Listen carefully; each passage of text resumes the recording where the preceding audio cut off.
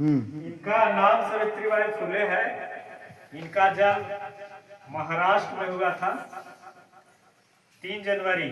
आज 3 जनवरी है ना। 3 जनवरी 1831 में।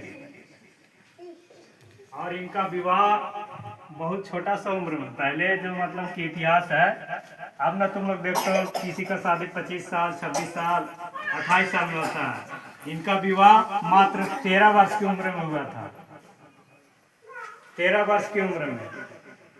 और ये मतलब कि जो भी कुरीतियाँ था समाज में, उसको दूर करने के लिए बहुत सा काम किए हैं।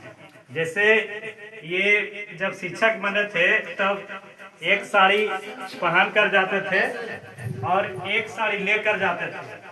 लोग जब ये मतलब कि नीचे जाति का महिला थे, जैसे तुम ही लोग की तरह, उसी में से ये निकले थे, तो एक साड़ी अपने पहन के एक साड़ी लेके जाते थे।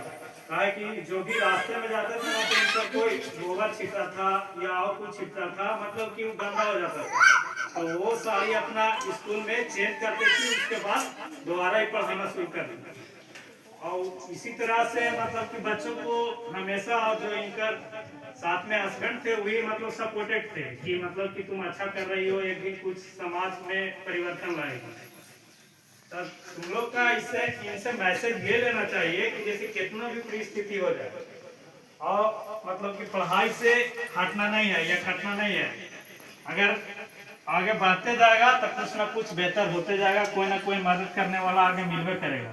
लेकिन जैसा ही छोड़ देगा तो फिर छूट जाएगा, कुछ नहीं कर पाओगे। आज हम लोग इनको याद क्यों कर रहे हैं? क्योंकि वो परिस्थिति में ये झेले और परिस्थिति में काम किए और समाज को एक अच्छी दिशा दी है।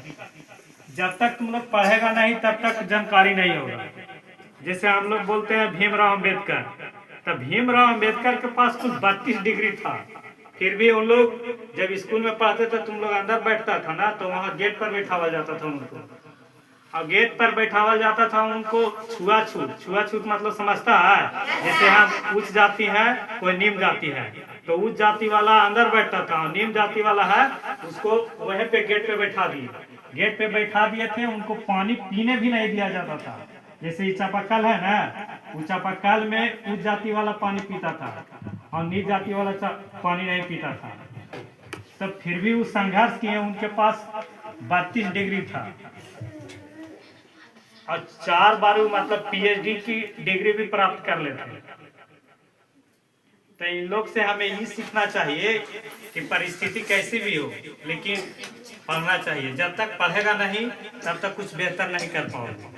और अगर नहीं पढ़ोगे तो अपने गार्जियन के देखो कि अगर पापा काम पढ़े हैं, पैसा तो सबके कमाना है, भाटा पे जो है वो पैसा कमा रहा है, जो कुछ बेच रहा है वो भी कमा रहा है। लेकिन जब तुम लोग पढ़ा लिखा रहोगे तो कुछ ना कुछ बेहतर दिमाग लगाओ कि पैसा मतलब कि कैसे और मतलब कि बेहतर कमाया जाए। काम तो करना ही है, काम नहीं करोगे तो पैसा आएगा नहीं, कुछ भी काम करेगा। लेकिन जिसके पास पढ़ा लिखा रहता है, नॉलेज रहता है, कोई सही क्या चीज है गलत क्या चीज है, तो पढ़ेगा तब नॉलेज आएगा, और नहीं पढ़ेगा तो नॉलेज नहीं आएगा। इससे तुम लोग यही सीख लेना चाहिए कि परिस्थिति जो भी है हमको आगे तक पढ़ाई करना है। इतना में जितना भी लेकर बच्चा बैठल है, उस संकल्प लो कि करीब करीब हम इतने में से कम पर कम 50% में मैट्रिक पास हो जाए, तो इस क्षेत्र के अपने गार्जियन के बहुत बड़ा नाम होगा।